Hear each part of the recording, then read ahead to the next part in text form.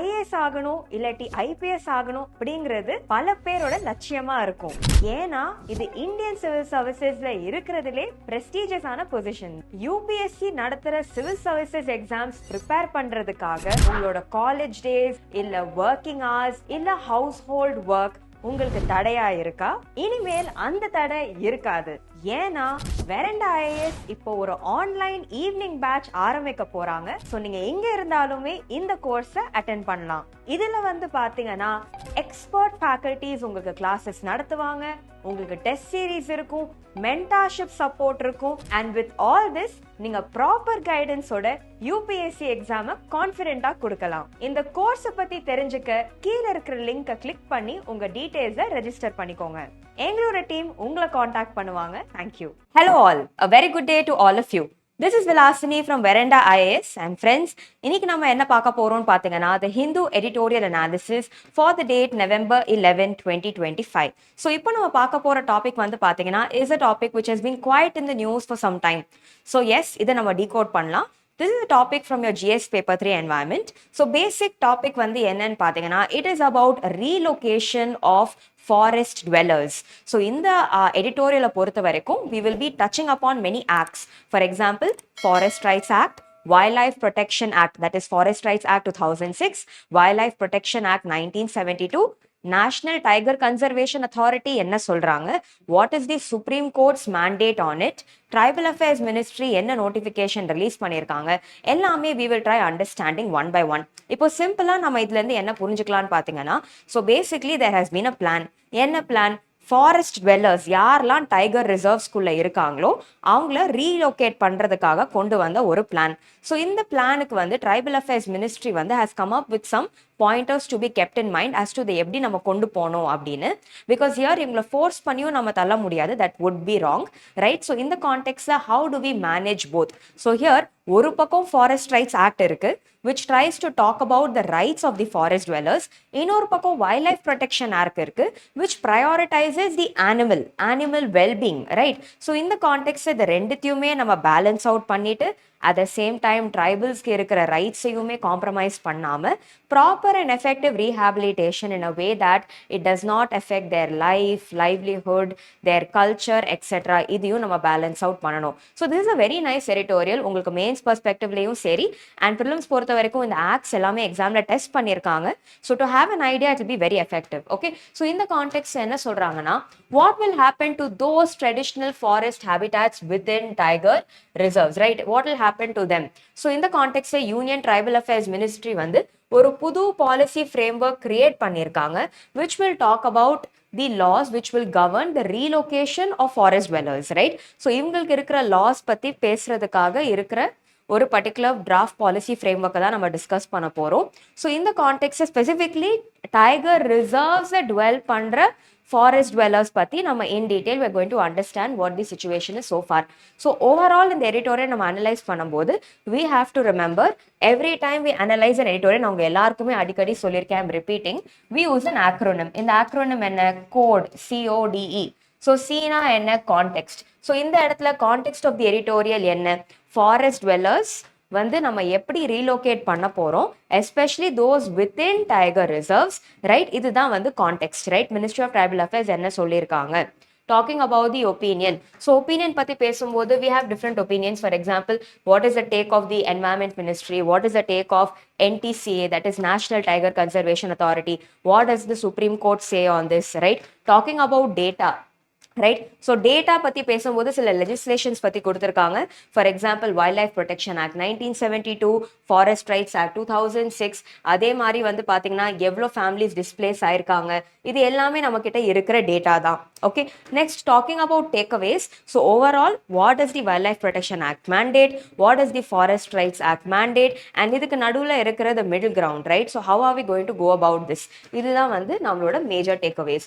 So CODE, context, opinion, data and takeaways, right? So இதுதான் நம்ம summarize பண்ணி what we are going to understand with regard to this particular editorial. So in the context let us start one by one. So number one நம்ம என்ன புரிஞ்சுக்கலாம்னா, the Union Tribal Affairs Ministry ஒரு policy framework கொண்டு வந்திருக்காங்க The policy framework is titled Reconciling Conservation and Community Rights, a policy framework for relocation and coexistence in India's tiger reserves.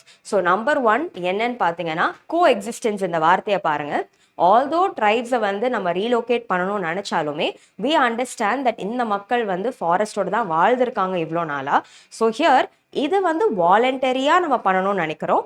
At the same time forest rights act கீழே மேண்டேட்டார ப்ரொவிஷன்ஸையும் நம்ம fulfil பண்ணணும், right? So இந்த கான்டெக்ட்ல நான் நிறைய videos இதுக்கு முன்னாடி வந்து பார்த்தீங்கன்னா ஃபாரஸ்ட் ரைட்ஸ் ஆக்ட் பற்றி பேசியிருக்கேன். So for you for a basic understanding let me tell you, இந்தியாவில் பொறுத்த வரைக்கும் என்விரான்மெண்டல் லெஜிஸ்லேஷன்ஸ் நிறையா இருக்குங்க, right? But specifically historical injustice of forest டுவெல்லர்ஸை அன்டூ பண்ணுறதுக்காக கொண்டு வந்த ஒரு ஆக்ட்னு பார்த்தீங்கன்னா it is definitely the forest rights act 2006.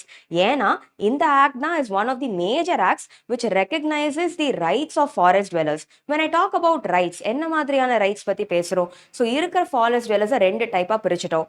One is scheduled tribes, the other is other traditional forest dwellers. இது எல்லாமே core static, நீங்க கண்டிப்பா படிச்சிருப்பீங்க. I'm just reiterating. So in the Forest Act 2006 கீழ நிறைய ரைட்ஸ் நம்ம கேரண்டி பண்றோம். For example, we have something called as title rights. For example, இருக்கிற forest dwellers அவங்களோட டாக்குமெண்ட்ஸை ப்ரூவ் பண்ணி அவங்க தான் வந்து they are ஒரு other traditional forest dwellers as scheduled tribes இந்த ஆக்ட் கீழே ப்ரூவ் பண்ணாங்கன்னா they are entitled to certain area of land, 4 hectares ன்னு சொல்லுவாங்க. இதில் they can use it for agriculture. Next they have user rights. இந்த லேண்டை வந்து அவங்களுக்கு தேவைப்படுற நீட்ஸ்க்காக அவங்க யூட்டிலைஸ் பண்ணிக்கலாம். ஸோ யூசர் ரைட்ஸும் இருக்கு, ரைட்? தென் இதையும் தாண்டி வாட் கைண்ட் ஆஃப் ரைட்ஸ் தே ஹேவ்னு பார்த்தீங்கன்னா எப்போல்லாம் டிஸ்பிளேஸ்மெண்ட் நடக்குதோ they are entitled to effective rehabilitation. Displacement, rehabilitation இந்த வேர்ட்ஸை புரிஞ்சுக்க ட்ரை பண்ணுங்க. டிஸ்பிளேஸ்மெண்ட்னா ஒரு இடத்துல இருந்து இந்த மக்கள் தள்ளப்படுறாங்க டு சம் அதர் பிளேஸ். ரீஹாபிலிட்டேஷன்னா அவங்கள அப்படியே ஒதுக்காம அவங்களுக்கு இன்னொரு ப்ராப்பர் அகாமடேஷன் கொடுக்கறது தான் ரீஹாபிலிட்டேஷன், ரைட்? ஸோ ட்ரைப்ஸ் அவங்களோட இடத்துல இருந்து நம்ம வெளியில அமுச்சு விட்டா கண்டிப்பா rehabilitating them is also the responsibility of the government, correct? இது எல்லாருமே ஒத்துப்பீங்க. ஸோ இதுவும் இருக்கு. அண்ட் நெக்ஸ்ட் வந்து பாத்தீங்கன்னா they should also be involve in the conservation of the forest. இது எல்லாமே ஃபாரஸ்ட் ரைட்ஸ் ஆக்ட் கீழே இருக்கிற provisions for the tribes. Okay, so இந்த கான்டெக்ட்ல இவங்க என்ன சொல்லியிருக்காங்கன்னா ஒரு பக்கம் வந்து we have to manage the provisions of Forest Rights Act, இன்னொரு பக்கம் we have to manage the provisions of Wildlife Protection Act. So Wildlife Protection Act வந்து என்ன? It is a major act which talks about the conservation of wildlife, right? So இது நிறைய schedules இருக்கு. இதுல லேட்டஸ்டா ஒரு அமெண்ட்மெண்ட் 2022ல நடந்திருக்கு, ரைட்? ஸோ இது பத்தி நீங்க போய் படிங்க.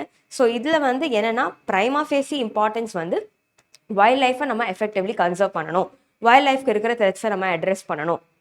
ஸோ ஹியர் இந்த ட்ரைபல் டுவெல்லர்ஸை நம்ம டிஸ்பிளேஸ் பண்ணுறதும் இல்லை ரீலோகேட் பண்ணுறதுமே பார்த்தீங்கன்னா ஹேஸ் டு பேலன்ஸ் 2 திங்ஸ்.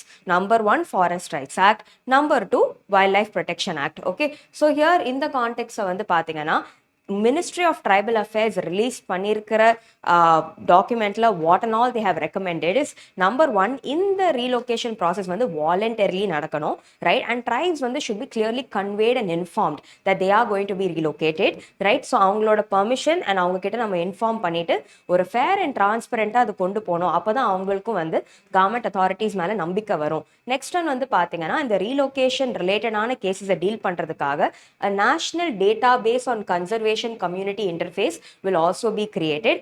அதே மாதிரி இந்த ப்ராசஸ் எஃபெக்டிவா இருக்கா இல்லையான்னு தெரிஞ்சுக்கிறதுக்கு ஒரு ஆடிட்டிங் தேவை. ஸோ தேர்ட் பார்ட்டி ஆடிட்டிங் மூலியமாகவும் இன்க்ளூடிங் ஹியூமன் ரைட்ஸ் எல்லாமே செக் பண்ணிட்டு this has to be done. Next என்ன சொல்றாங்க? காம்பன்சேஷன், இந்த மக்களுக்கு கொடுக்கப்படுற காம்பன்சேஷனுமே ஃபேராக இருக்கணும். So that will also be taken care. And overall இந்த டைட்டிலே நீங்கள் பார்த்தீங்கன்னா it talks about relocation and coexistence. So கோ எக்ஸிஸ்டன்ஸை ப்ரமோட் பண்ணுறதுக்கு remember the words participatory approach, bottom up approach. So tribal people and லோக்கலைட்ஸையுமே வந்து கன்சர்வேஷன் ப்ராசஸை நம்ம எஃபெக்டிவ்லி இன்க்ளூட் பண்ணணும். So this is also one thing that we have to ideally keep in mind, right? So in the context la moving forward talking about the current situation என்னன்னு பாத்தீங்கன்னா என்னதான் இதுல mandate இருக்கு, I mean it's mandated that people have to be transferred voluntarily, compensation ஃபேரா இருக்கணும். இது எல்லாம் நம்ம சொன்னாலுமே நிறைய challenges இருக்கு. பிகாஸ் நிறைய வாட்டி tribes are forcefully evicted, right? அவங்களுக்கு அவங்க ரைட்ஸ் பத்தி அவ்வளவா தெரியல. ஸோ நிறைய பேர் அட்வான்டேஜ் எடுத்துப்பாங்க. So they come under vulnerable sections of the society, right? And many times forced evictions நடக்குது. அவங்களுக்கு கொடுக்கப்படுற காம்பன்சேஷன் நம்ம கொடுக்க மாட்டேங்கிறோம். இது எல்லாமே are some problems. For example, நான் இதுக்கு முன்னாடி உங்ககிட்ட Andaman and Nicobar development project, island development development project பத்தி நான் உங்ககிட்ட கிரேட் நிக்கோபார் டெவலப்மெண்ட் ப்ராஜெக்ட் பத்தி பேசும்போது கூட ஐ set how the Andaman and Nicobar Island Development Corporation, right, had not fairly spoken about the compensation to be given to the tribes, right? So in the case many tribes are affected. So sometimes when development is taking place, right, in the development inclusive development ஆவும் இருக்கணும், and it has to be balanced out. So நிறைய examples கொடுத்திருக்காங்க. For example, even in Nagarhole National Park in Karnataka வந்து பாத்தீங்கன்னா the Kuruba tribe was affected அப்படின்னு cite பண்ணிருக்காங்க, right? So in the context of going forward, what we have to keep in mind is இந்தியாவோட ஸ்ட்ரென்த்தே வந்து பாத்தீங்கன்னா diversity and culture, நம்மளோட richness in terms of flora and fauna, right? So we are also one of the world's mega diverse countries, right? So இந்த இடத்துல நம்ம கிட்ட அவ்வளோ rich vegetation இருக்கு. இந்த வெஜிடேஷனை காப்பாத்துறது, இந்த வெஜிடேஷன் பத்தி தெரிஞ்சுக்கிற ஒரு மக்கள் வந்து பாத்தீங்கன்னா ஆதி ட்ரைப்ஸ். ஸோ இந்த ட்ரைப்ஸையுமே வந்து நம்ம ஹேண்ட் இன் ஹேண்ட் டெவலப்மெண்ட் நடத்தும் போது we have to only take them along, but அவங்கள ஒதுக்கி வைக்க கூடாது. We have to join hands with them and take them along, right? So over here நம்ம என்ன ஞாபகம் வச்சுக்கணும்னா, all the ministries together should ensure that tribal rights are not getting overridden, right? அவங்களுமே வந்து as custodians of development நம்ம acknowledge பண்ணி we have to ensure that sustainable coexistence is the way forward, right? So thank you. I hope the discussion was useful. IAS ஆகணும் இல்லாட்டி IPS ஆகணும் அப்படிங்கிறது பல பேரோட லட்சியமா இருக்கும். ஏன்னா இது இந்தியன் சிவில் சர்வீசஸ்ல இருக்கிறதுலே prestigious ஆன பொசிஷன். UPSC நடத்துற சிவில் சர்வீசஸ் எக்ஸாம்ஸ் ப்ரிப்பேர் பண்றதுக்காக உங்களோட காலேஜ் டேஸ் இல்ல ஒர்க்கிங் ஹவர்ஸ் இல்ல ஹவுஸ் ஹோல்ட் ஒர்க் உங்களுக்கு தடையா இருக்கா? இனிமேல் அந்த தடை இருக்காது. ஏன்னா வெரண்டா IAS இப்போ ஒரு ஆன்லைன் ஈவினிங் பேட்ச் ஆரம்பிக்க போறாங்க. சோ நீங்க எங்க இருந்தாலுமே இந்த கோர்ஸை அட்டெண்ட் பண்ணலாம். இதுல வந்து பாத்தீங்கன்னா எக்ஸ்பர்ட் ஃபேக்கல்டிஸ் உங்களுக்கு கிளாஸஸ் நடத்துவாங்க, உங்களுக்கு டெஸ்ட் சீரீஸ் இருக்கும், மென்டார்ஷிப் சப்போர்ட் இருக்கும், அண்ட் வித் ஆல் திஸ் நீங்க ப்ராப்பர் கைடன்ஸோட UPSC எக்ஸாமை கான்ஃபிடென்ட்டா கொடுக்கலாம். இந்த கோர்ஸை பத்தி தெரிஞ்சுக்க கீழே இருக்கிற லிங்கை கிளிக் பண்ணி உங்க டீடைல்ஸை ரெஜிஸ்டர் பண்ணிக்கோங்க. எங்களோட டீம் உங்களை காண்டாக்ட் பண்ணுவாங்க. Thank you. Veranda IAS, where your dream becomes reality.